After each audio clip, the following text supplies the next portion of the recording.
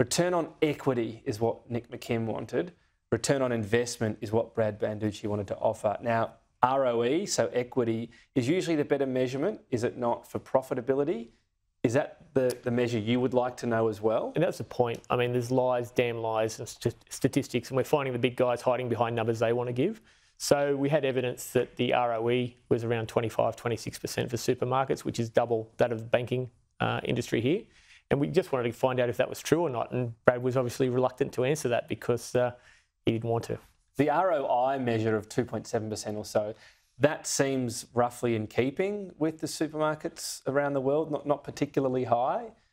Is that accurate, do you think? I think we have to have a look at how that's made, because we really look at the gross margin on what they are, because what you do once you buy your product for $1, sell it for $2, that gross margin enables you to do stuff. We're seeing evidence that supermarkets are buying extra stores to shut down independents. They're buying real estate to shut down these things, and actually using that margin that ends up at 2% once they've done that. But they're using that great margin to enhance their position and stay safe. The land banking is already illegal, is it not? So is that not being pursued properly? This was a law brought in a few years ago. The evidence from the ACCC yesterday was a practice of notification for these things has been falling away. Okay. It is not compulsory, and we need to look at that. And I think the interim report in Emerson goes some far, but we've got to find better mechanisms. So if we go to return on equity, which you think is the better figure, 25%, you say it's twice what the bank's is, but what's high? How do we measure it? What's high compared to the rest of the world? Because there's the vibe when we go, geez, these supermarkets are no good, but we have to sort of justify it, don't we? So is 25% high? Why is it high, if so? If you go to the markets, the market will decide. I noticed the stock price of Woolworths fell 1% while they were in the hearings today, so that's not great. They will work that. The job of a business is to make money and return to its investors. The job of a parliament is to make sure that's done in a way that's good for the rest of the community.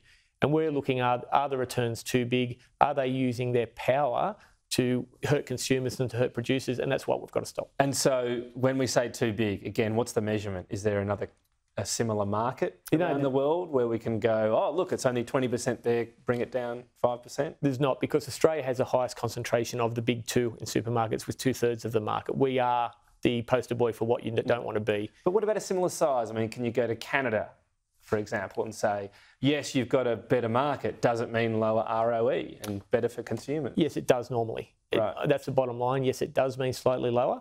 But again, it's not just what the final number you end up with. If you're spending money prior to the profit line to maintain dominance, that is a bad thing. On things such as buying up land, you're saying, which as I said, there are laws for already.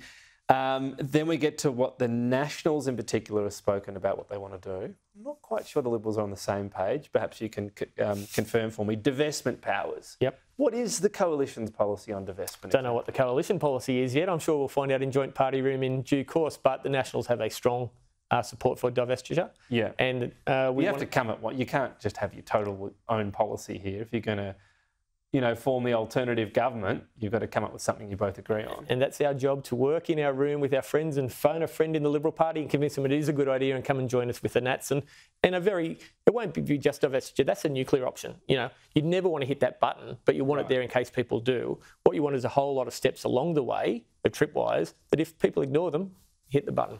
So a lot of people say it's not workable though, because if you have to sell off somewhere, you sell off the least profitable one. Maybe no one even buys it, and the actual result is, dare I say it, a small regional community suddenly doesn't have a supermarket. So are you convinced? Is it just an option? Are you convinced it's workable? No, I'm convinced it's workable. And the devil is always in the detail, and we can be intellectually lazy and say, these are the problems, or we can do some work and say, this is the way you avoid making the regional ones sell off. You can do them where so you would say to a supermarket, you sell this store. That seems a bit... Well, you can't. There could be interim steps where you can only have 2 stores or 3 stores or a number of stores within a certain radius. Because that's what we're seeing is this conglomeration. The one in Milton, Queensland, where they bought the entire real estate building to kick out a tenant, an individual tenant, they already had 3 stores within 15 minutes of that. It's just that sort of stuff that we can do.